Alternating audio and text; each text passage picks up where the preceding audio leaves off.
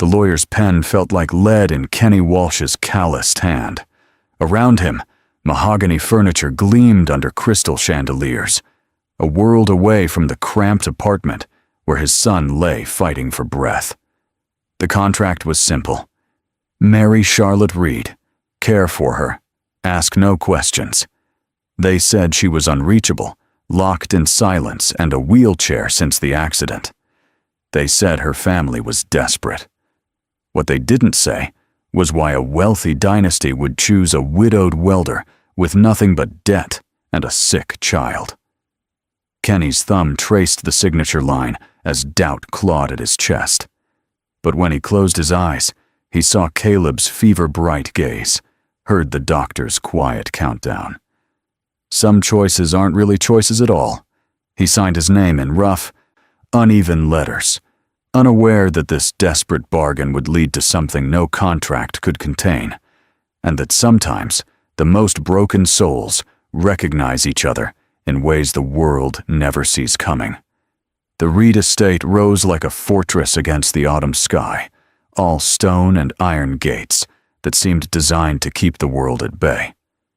Kenny sat in his battered pickup truck at the entrance, engine idling, while Caleb pressed his small face against the window.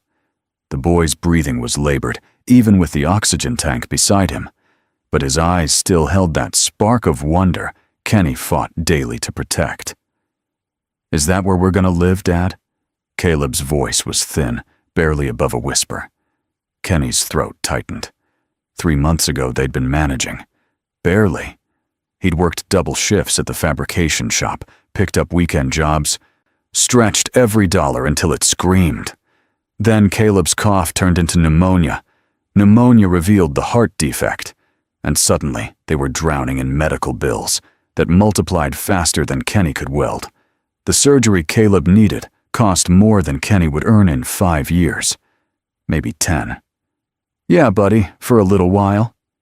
Kenny shifted the truck into gear, scars on his knuckles catching the light, burn marks from years of working with molten metal and unforgiving steel. The gravel drive crunched under his tires, each rotation carrying them deeper into a world Kenny had only seen from the outside. Manicured hedges lined the path. Marble fountains stood silent in the fading light. This wasn't just wealth. This was generations of it, layered and undeniable. A woman in a severe gray suit waited at the entrance. Her expression was professionally neutral, the kind that revealed nothing and judged everything. "Mr. Walsh, I'm Patricia Morgan, estate manager. We've been expecting you." Kenny killed the engine and climbed out, then carefully helped Caleb from the passenger side. The boy clutched his father's hand with fierce trust, oxygen tube trailing behind him like an invisible leash. Patricia's eyes flicked to Caleb, something almost human crossing her features before the mask returned.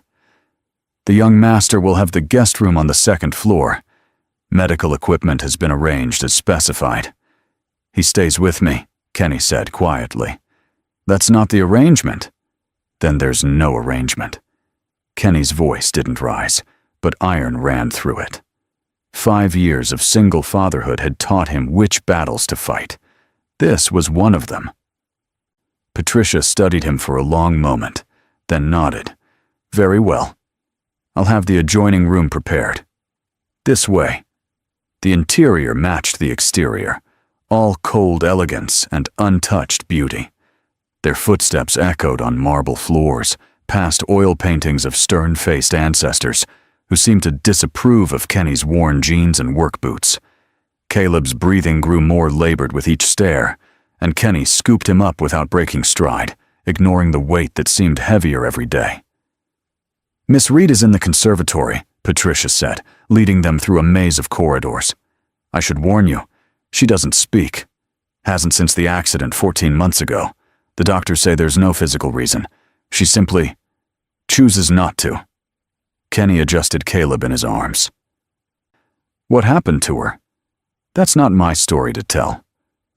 Patricia stopped before a set of glass doors, afternoon light streaming through. "And Mr. Walsh, don't expect gratitude.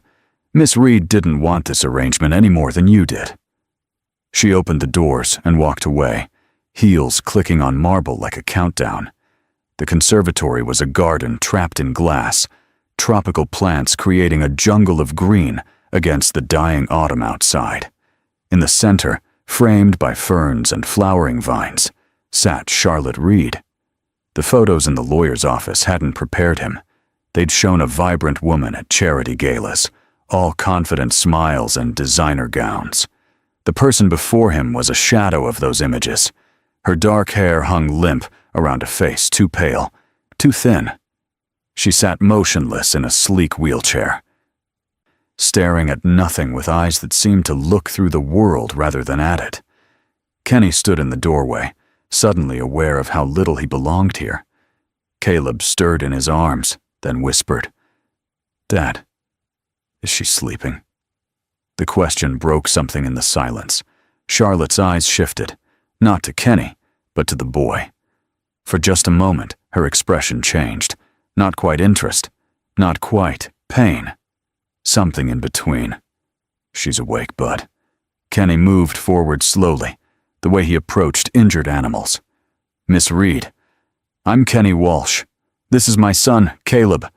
I know this isn't what you wanted, but—" "Pretty plants," Caleb interrupted, his attention already drifting to a flowering orchid near Charlotte's chair.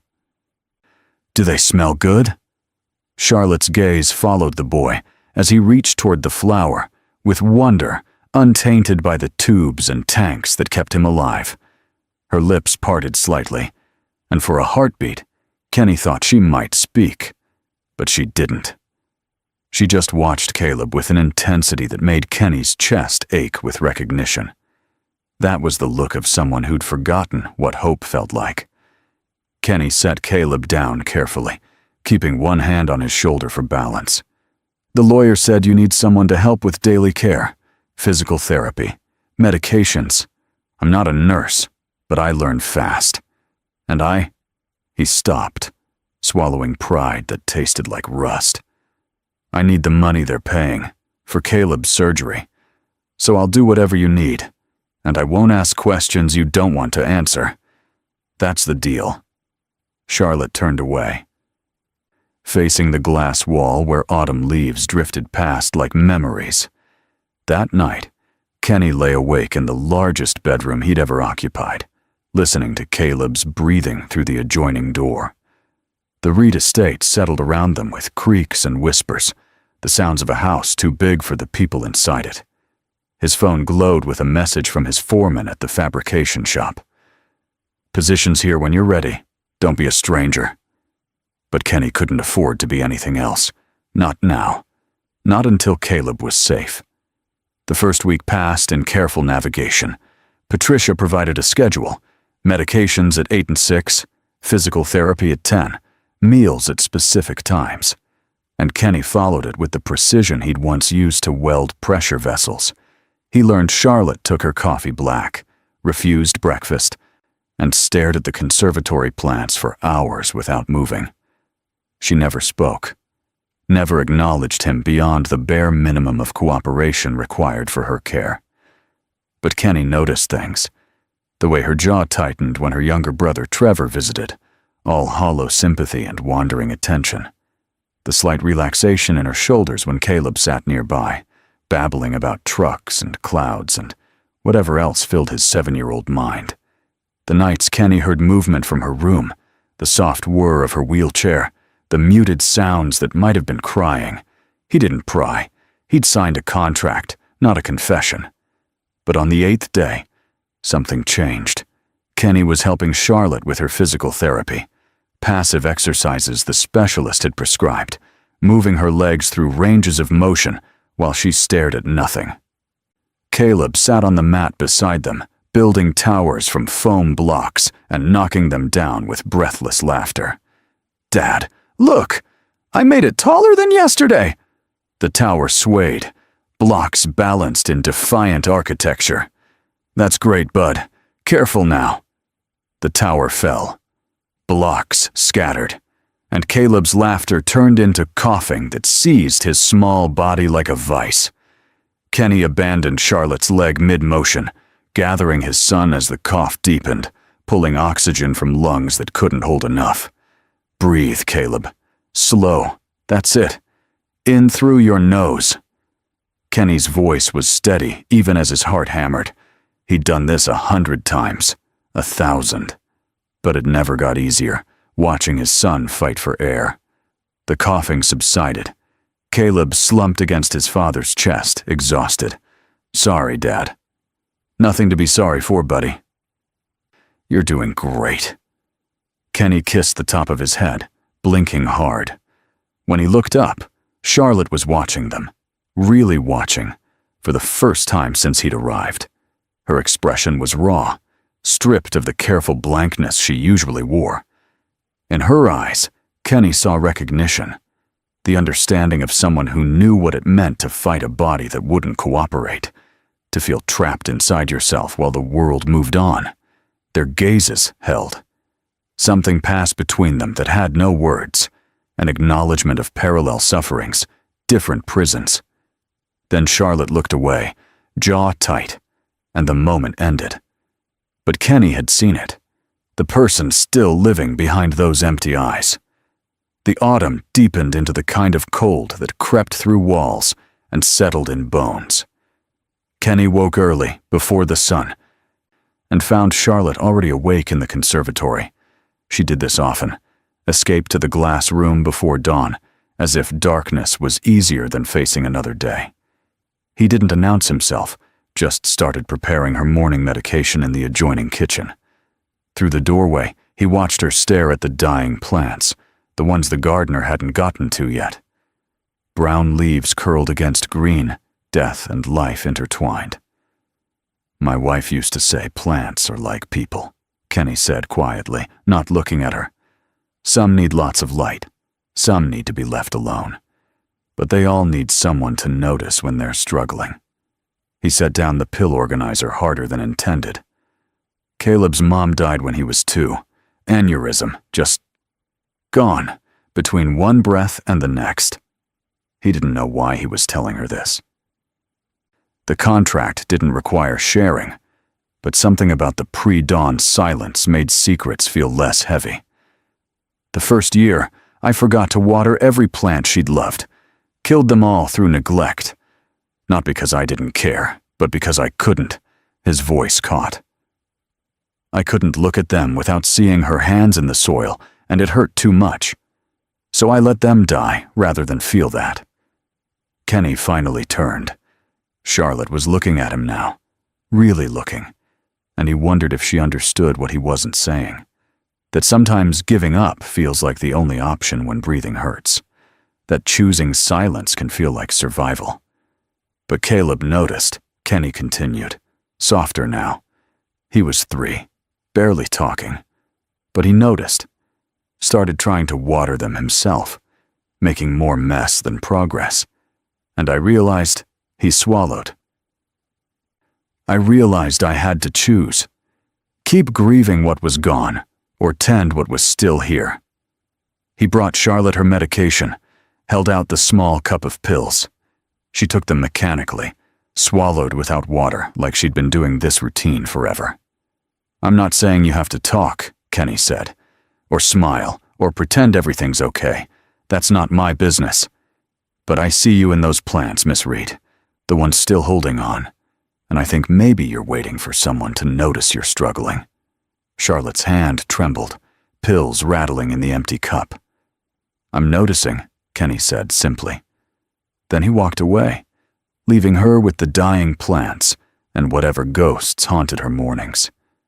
The next day, Patricia found Kenny in the garage, examining his welding equipment with the longing of a musician for their instrument. Miss Reed has requested you assist with something. Kenny followed her to Charlotte's room, a space he'd only entered for medical necessity, all neutral tones and careful emptiness. Charlotte sat by the window, a closed laptop on the desk beside her. She pointed at it, then at Kenny, then typed on her phone with slow, deliberate movements.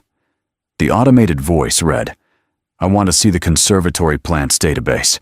The gardener keeps records. I can't navigate it. It was the first time she'd communicated beyond yes or no head movements.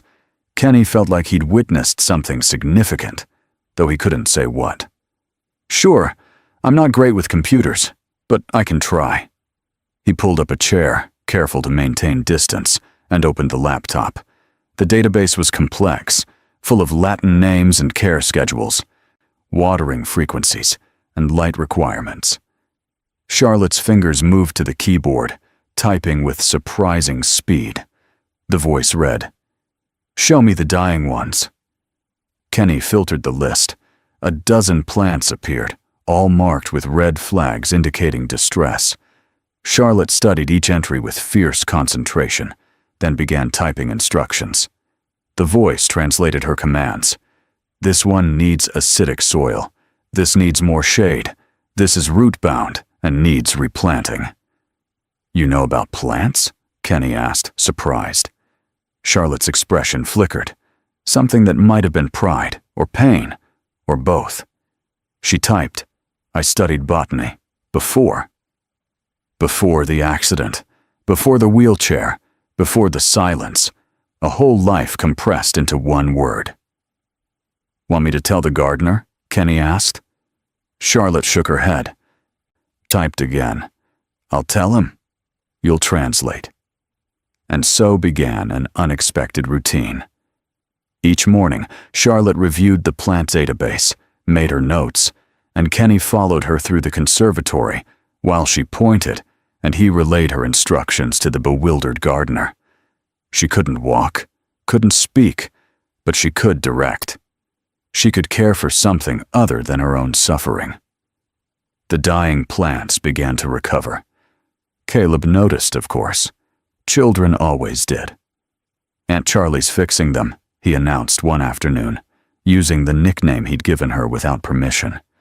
Charlotte didn't correct him, didn't smile either, but she didn't stop him from sitting near her wheelchair while she worked.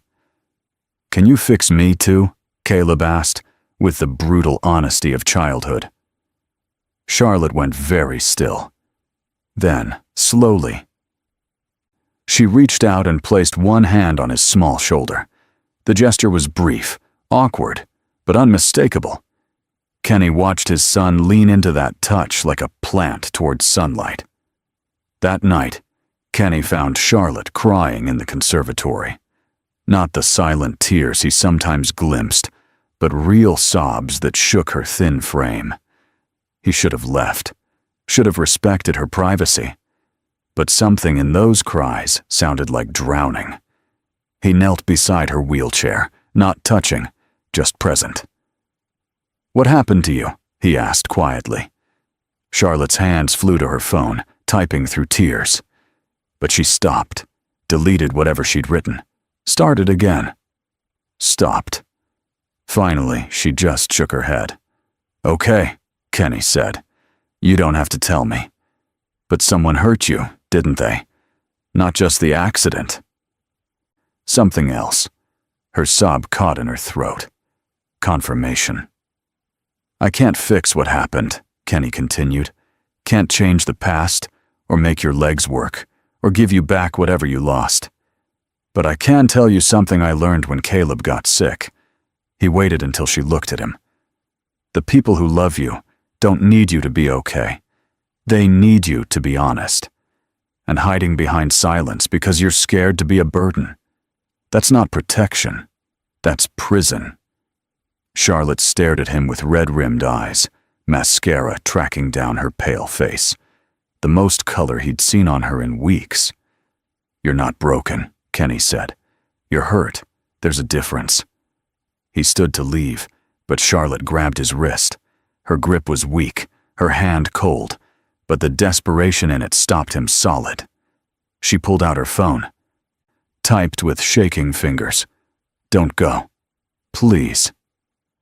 So Kenny stayed. He pulled up a chair and sat beside her while she cried, while the night deepened around them, while the plants they'd saved together rustled softly in the manufactured air. He didn't speak, didn't offer platitudes, just stayed, the way he wished someone had stayed with him in those first months after his wife died. When Charlotte finally quieted, exhausted, she typed one more message. Trevor was driving. Kenny frowned. Your brother? During the accident? Charlotte nodded, then added, he was drunk. Family covered it up. Paid everyone. I'm the only evidence left. The words hung between them, heavy with implications. A family protecting their name over their daughter. A girl forced into silence, not just by trauma, but by the people who should have defended her.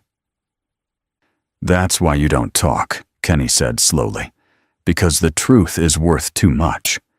Charlotte's laugh was bitter, soundless, but her eyes confirmed it.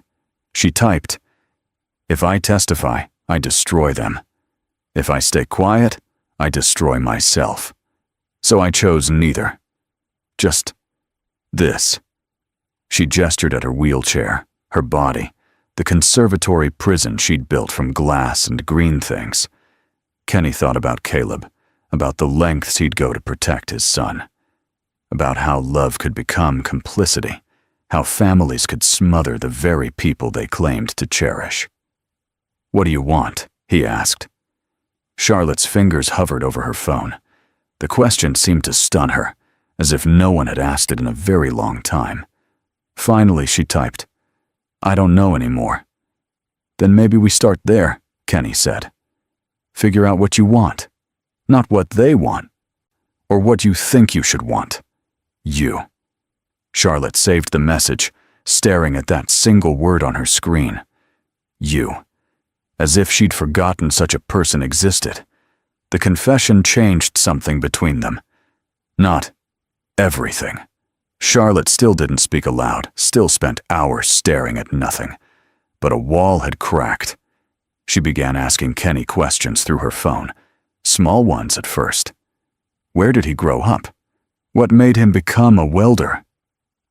Did Caleb remember his mother? Kenny answered honestly, working while he talked. He'd help her with exercises, prepare meals, and tell her about the small town where he'd learned his trade from a father who valued hard work over words. About meeting his wife at a county fair, how she'd laughed at his terrible attempts at ring toss until he won her a stuffed bear, through sheer stubborn persistence. About holding Caleb minutes after he was born, feeling that terrifying love that made you vulnerable to a universe that didn't promise anything would be okay. You make it sound simple, Charlotte typed one afternoon. They were in the conservatory, Kenny adjusting the irrigation system while she supervised. It wasn't, Kenny said, testing a valve. Simple and easy aren't the same thing. Loving someone, really loving them, is the simplest thing in the world. It's also the hardest.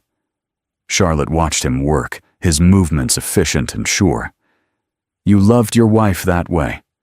Still do, Kenny admitted. Death doesn't stop that, just changes where it goes. He glanced at Charlotte. You ever love someone like that? Her expression shuddered. She typed quickly. I thought I did, before the accident. He left 2 weeks after. Said he couldn't handle a broken girlfriend. His words. Kenny's jaw tightened, but he kept his voice level. Then he wasn't worth the love you gave him. Easy to say now. No, Kenny said firmly. Easy to say, always. People who leave when things get hard were always going to leave. They just needed an excuse. He put down his tools, turned to face her fully. You want to know what real love looks like?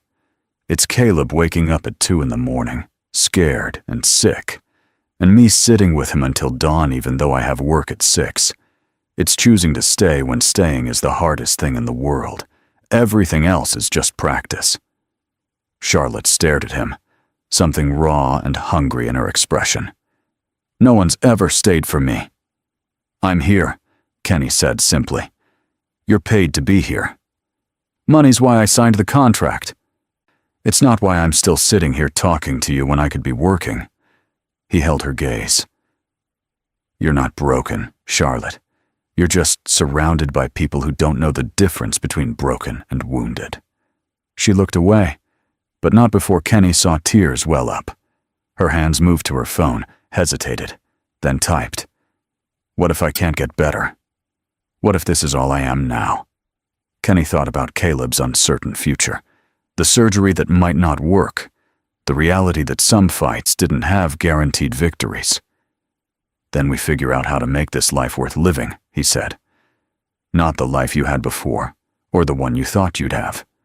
This one, right here." Charlotte's fingers trembled on her phone screen. Finally, she typed, "I'm scared." "Me too," Kenny said. "Every single day." The honesty seemed to surprise her. She'd probably expected reassurance, empty promises that everything would be fine. Instead, Kenny gave her the truth. Fear didn't make you weak, it made you human. That night, Trevor Reed showed up unannounced. Kenny was helping Caleb with homework at the kitchen table when the younger Reed brother burst in, cologne and entitlement preceding him like a warning. "Where is she?" Trevor demanded, barely glancing at Kenny. "Miss Reed is resting." "I wasn't asking you." Trevor moved toward the stairs, but Kenny stood, blocking his path. Not aggressively, just immovable.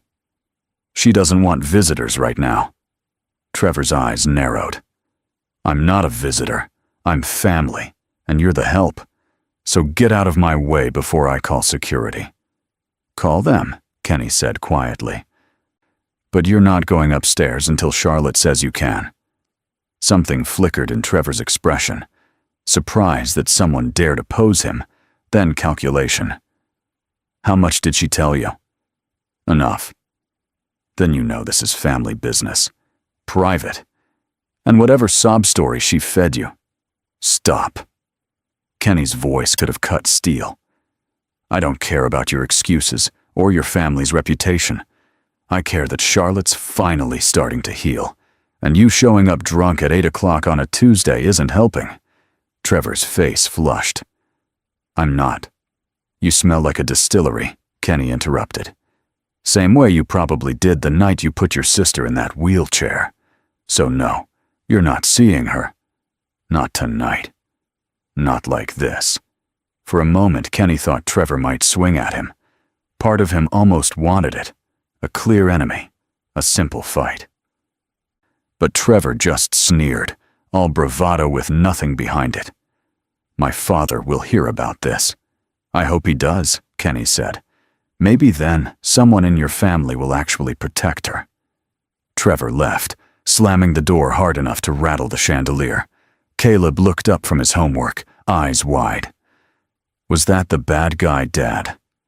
Kenny sat back down, suddenly exhausted. "There aren't good guys and bad guys, bud. Just people making choices. He's making bad ones." "But we're making good ones." Kenny looked at his son, small, sick, and still believing the world could be kind. "We're trying, Caleb. That's all anyone can do." Later, Kenny found Charlotte awake, staring at her phone. She'd heard everything through the monitor system. Her message was already typed. "You didn't have to do that." "Yeah, I did," Kenny said. "He's right. You're just the help. This isn't your fight." Kenny pulled up a chair, choosing his words carefully. "When I married you, on paper, for money, whatever, I made a promise, not just to your family, or that contract, to you. And maybe you don't think that means anything, but my word does. So if helping means standing between you and people who hurt you, then yeah, it's my fight now." Charlotte's eyes glistened. She typed rapidly. "Why do you care? I'm nothing to you." "You're not nothing," Kenny said firmly. "You're a person who's been through something terrible, who's trying to survive in a house full of people who care more about appearances than truth. And maybe I can't fix that, but I can see it. I can witness it. That matters, Charlotte. Being seen matters." She broke then, not dramatically, but in the way something fractures after holding too much weight for too long. Tears came silent and steady, and Kenny did what he'd done in the conservatory. He stayed. Just present. Solid. Real. When she finally composed herself, Charlotte typed something that took several tries to complete. I think about giving up. A lot. The lawyers keep pressuring me to settle, to take the money and sign the NDA. My father calls it moving on, but it feels like erasing myself. Then don't, Kenny said simply.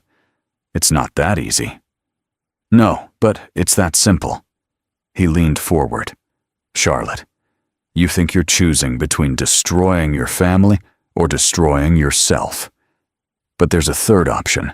Tell the truth and let them deal with the consequences they earned. That's not destruction. That's accountability. They'll never forgive me. Then they don't deserve your forgiveness. Kenny's voice was gentle but unyielding. Listen, I can't tell you what to do, but I can tell you what I see.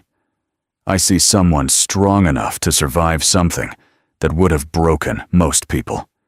Someone kind enough to care about dying plants and a sick kid who isn't even hers. Someone who's been taught that her value comes from making other people comfortable. He held her gaze. That's a lie, Charlotte. Your value is inherent. It doesn't require their approval. Charlotte stared at him like he'd spoken a language she'd forgotten existed. Her fingers moved across her phone. I don't know how to be that person. You already are, Kenny said. You just have to stop apologizing for it. The next morning, Charlotte made a decision. She asked Kenny to call her lawyer, not the family's lawyer, but the one who'd originally represented her after the accident, the one her father had paid off to disappear. It took 3 days to track him down, 2 more to convince him to visit. Raymond Hoffman arrived on a gray November afternoon, all wrinkled suit and weary integrity. He sat across from Charlotte in the conservatory, while Kenny lingered near the door, present, but not intrusive. I heard you wanted to talk, Raymond said carefully. I have to tell you, Miss Reed, I'm not sure what I can do at this point. The settlement. Charlotte's phone interrupted him, the automated voice clear and firm. I want to void the NDA. I want to testify about what happened that night. I want Trevor held accountable. Raymond's eyebrows rose. That's going to be difficult. The family has significant resources and the statute of limitations. I don't care how difficult it is, Charlotte typed. I'm done protecting people who hurt me. Something shifted in Raymond's expression. Approval, maybe, or vindication. It'll get ugly. They'll attack your credibility, your mental state. They'll make you out to be broken? Charlotte's laugh was bitter, soundless, but her eyes were fierce. They've already done that. What's the difference? Raymond looked at Kenny, then back at Charlotte. You understand what you're risking? Your inheritance, your family relationships, possibly your safety? Charlotte's fingers flew. I understand I've been dying slowly in this house, in this silence, pretending my trauma doesn't matter to keep everyone comfortable. I'm done dying for them. Kenny felt something swell in his chest. Pride, hope, recognition. This was the Charlotte who'd studied botany, who'd had dreams before they were crushed under the weight of family loyalty. She was still in there, still fighting. All right, Raymond said slowly. Let me make some calls. But Miss Reed, once we start this, there's no going back. Good, Charlotte typed. I'm tired of going back. The legal battle began quietly, but escalated fast. Within a week, Charlotte's father showed up with his own lawyers, threats barely disguised as concern. Within 2 weeks, Trevor was hiring a PR firm to control the narrative. The local news caught wind of it. Wealthy family, covered up DUI, daughter finally speaking out. Not speaking, Kenny thought wryly, but communicating. Charlotte gave a deposition through her text-to-speech app, each word weighted and deliberate. The Reed family retaliated predictably. They froze Charlotte's accounts, threatened to cut off her medical care, pressured Kenny to break the contract. He refused. Patricia Morgan, the estate manager, quietly sided with Charlotte, providing documents that proved the family had paid off witnesses and destroyed evidence. Small acts of rebellion from unexpected places. Through it all, Caleb's surgery loomed. The date was set for early December, right in the middle of the legal chaos. Kenny tried to keep the two worlds separate, Charlotte's fight and his son's survival, but they bled together in ways he couldn't control. "What if something happens to me?" Caleb asked one night, tucked under blankets printed with rockets and stars. "What happens to Aunt Charlie?" Kenny smoothed his son's hair, the question hitting harder than any of Trevor's threats. "Nothing's going to happen to you, bud." "But what if?" Caleb insisted with the logic of children who'd learned too young that life wasn't guaranteed. "Will you stay with her?" "She needs you, Dad. Like I need you." Kenny's throat closed. "Let's not worry about that right now." "Promise, Dad. Promise you won't leave her alone." Kenny looked at his 7-year-old son, too sick and too wise, and made a promise he wasn't sure he could keep. "I promise." 2 days before Caleb's surgery, Charlotte asked Kenny to take her outside. Not the conservatory. Outside, into the November cold. Kenny bundled her in blankets, pushed the wheelchair down the ramp that had been installed for her, and stopped in the garden where frost had killed most of the summer blooms. Charlotte stared at the dead plants, the bare trees, the skeletal beauty of everything that had surrendered to winter. Her phone chimed. "Do you think things can come back after they die?" Kenny thought about his wife, about the Kenny who'd existed before her death, about all the versions of himself he'd buried to survive. "Some things come back," he said carefully. "Not the same way they were, but new, like perennials. They die to the root every winter, but the root remembers. When spring comes, they grow back different, stronger sometimes." "What if spring never comes?" "It always does," Kenny said. "You just have to survive the winter." Charlotte reached up, her hand finding his on the wheelchair handle. Her grip was weak but intentional. "I'm scared for Caleb," she typed one-handed. "I'm scared for all of us." "Me too," Kenny admitted. "But we're still here, still fighting. That counts for something." They sat in the cold until Charlotte started shivering, until Kenny's fingers were numb, until the gray afternoon faded to gray evening. Two people in a dying garden holding on. The night before the surgery, Kenny couldn't sleep. He checked on Caleb 7 times, watched his small chest rise and fall, memorized the shape of his son's face in case. No, he wouldn't think like that. He found himself in the conservatory at 3 in the morning, staring at the plants they'd saved together. Charlotte was there too, wheelchair positioned near the orchids. Neither acknowledged the other at first, both trapped in their own fears. Finally, Charlotte spoke. Not typed. Spoke. Her voice was hoarse, unused, barely above a whisper. But it was there. Real. Unmistakable. "Kenny!" He spun around, certain he'd imagined it. Charlotte was looking at him, tears streaming down her face, lips forming words that had been locked away for 14 months. "I'm so scared," she whispered. Kenny crossed the space between them in 3 strides, dropping to his knees beside her wheelchair. "Say that again." "I'm scared," her voice broke. "For Caleb, for you, for—" She couldn't finish, sobs overtaking words. Kenny grabbed her hand, squeezed tight. "You're talking. Charlotte, you're talking. I couldn't let him go into surgery without—" She gasped for air. "Without telling you, without you hearing my voice say—" Another sob. "Thank you. For staying. For seeing me. For—" Kenny didn't think. He just acted. He cupped her face in his scarred, calloused hands and kissed her. It wasn't gentle. It wasn't practiced. It was desperate and messy and tasted like salt from both their tears. It was every word neither of them could say, every fear they'd carried alone, every moment of choosing to stay when leaving would have been easier.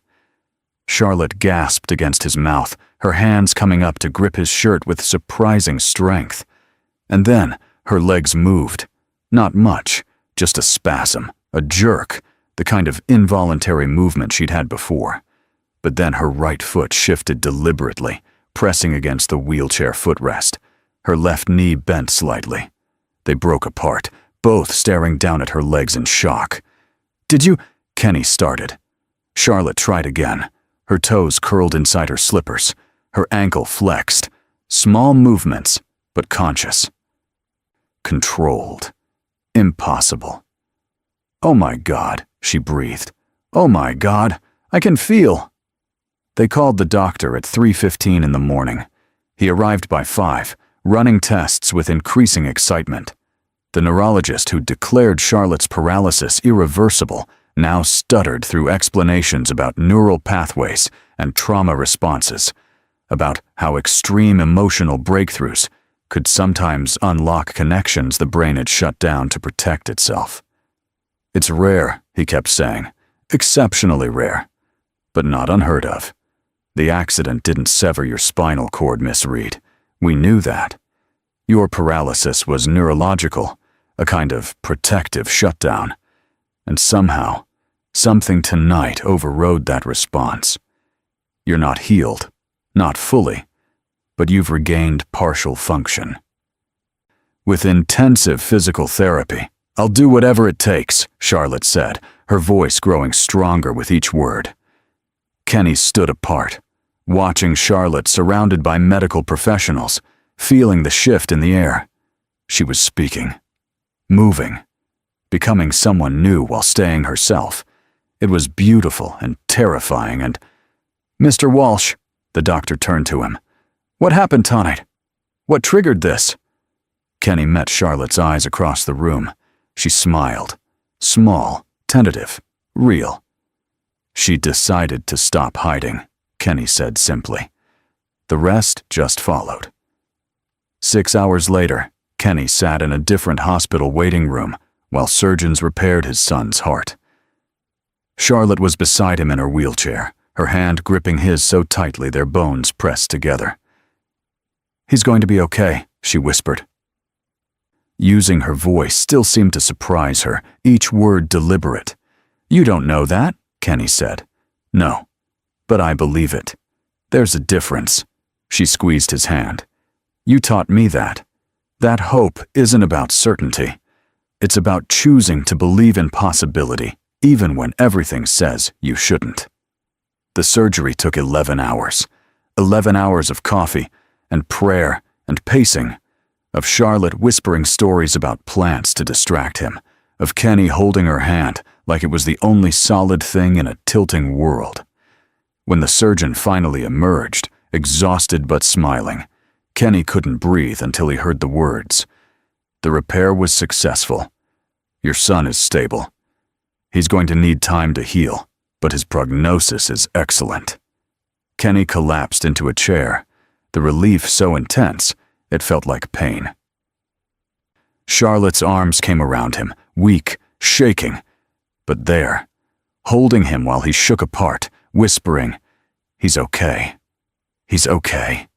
He's okay," until the words became a prayer they both needed to hear. They let Kenny see Caleb an hour later, pale and small against white hospital sheets, chest rising and falling with new mended heart. Kenny sat beside him, careful of the wires and tubes, and just watched. Life. Future. Possibility. Charlotte wheeled herself into the doorway, unable to enter the ICU but visible. She was practicing with her feet, making small movements, testing what her body remembered. "Thank you," Kenny mouthed to her. She smiled. "We saved each other."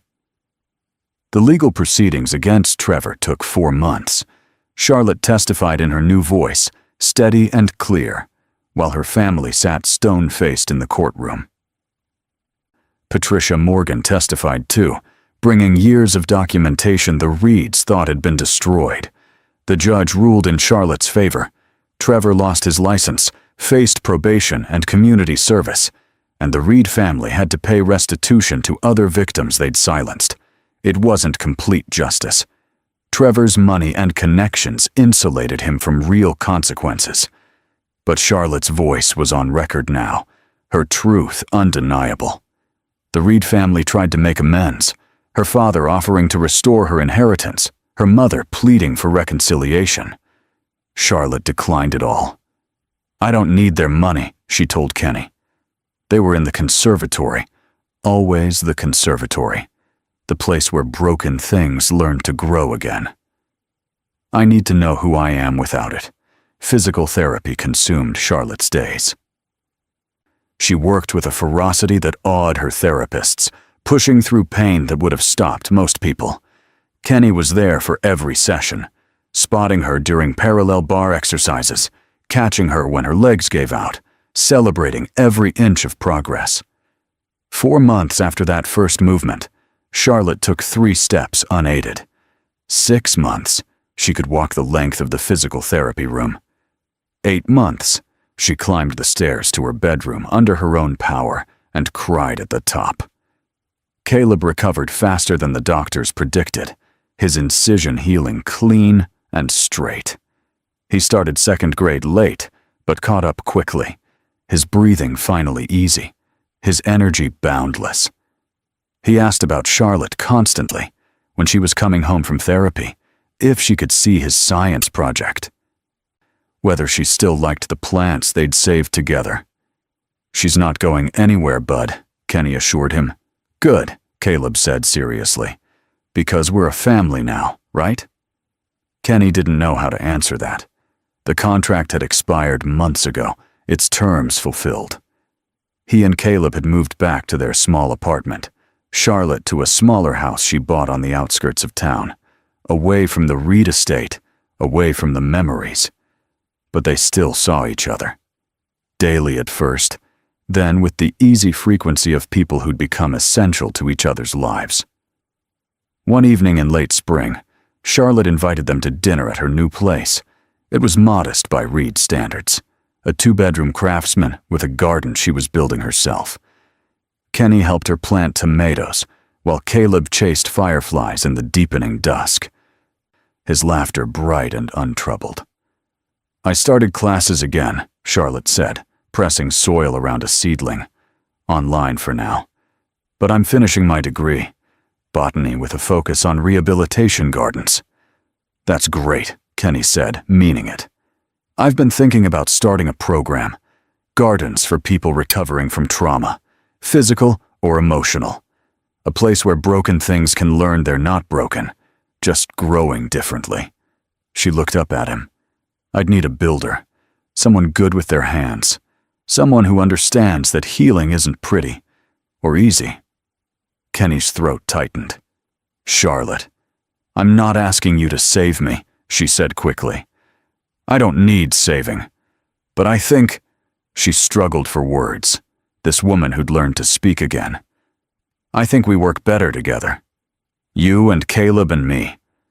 I think we make sense." Kenny looked at his son chasing light in the darkness, at this woman who'd learned to stand when the world told her she never would, at the garden they were planting together. Not the life he'd planned, not the one he'd lost. Something new entirely. "Yeah," he said, dirt under his fingernails and hope in his chest. "I think we do." Charlotte smiled, real and full, and reached for his hand. Not for support, not for strength, just connection. Choice. 2 people who'd survived winters choosing spring together. Caleb ran back to them, fireflies glowing in the jar he'd made from an old pasta sauce container. "Look, Dad! Look, Aunt Charlie! I caught 10! 11, Charlotte corrected gently. "That one's hiding behind the leaf." "We should make wishes," Caleb declared, "for each firefly." "That's 11 wishes." "What would you wish for?" Kenny asked. Caleb considered this with the gravity of someone who'd learned wishes weren't guaranteed. "I wish for us to stay together. All of us. Forever and ever." Kenny looked at Charlotte. She looked back, and in her eyes he saw the same answer.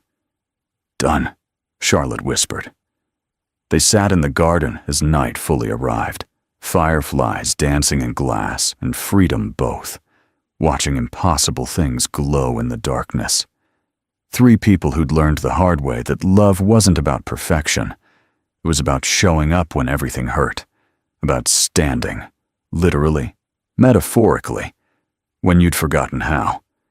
It was about building gardens from nothing and calling them home. Kenny kissed Charlotte again that night, slow and sure, a promise instead of desperation. She kissed back with legs that worked and a voice that sang his name. Caleb cheered, completely undignified and thoroughly delighted. They released the fireflies before going inside, watching them scatter into possibilities. Some things you had to let go. Some things you fought to keep. And the wisdom was knowing which was which. Kenny knew now. Charlotte knew too. And as they walked inside together, all three of them walking, they carried with them the knowledge that sometimes the best things in life come from the bargains you never meant to keep, the contracts that become covenants, the strangers who become family. The light in Charlotte's small house glowed warm against the spring darkness. Inside, there would be laughter and messy dinner, and Caleb's homework scattered across a table that never existed in the Reed mansion. There would be physical therapy appointments, and follow-up surgeries, and legal paperwork still to sign. There would be hard days when Charlotte's legs failed her, when Caleb's heart scared them, when the past reached forward with sharp fingers. But there would also be this. Three people who'd learned that strength isn't about never falling. It's about getting back up, together, and planting something new in the place where you fell. Kenny closed the door behind them, shutting out the night, keeping the light in. They were home,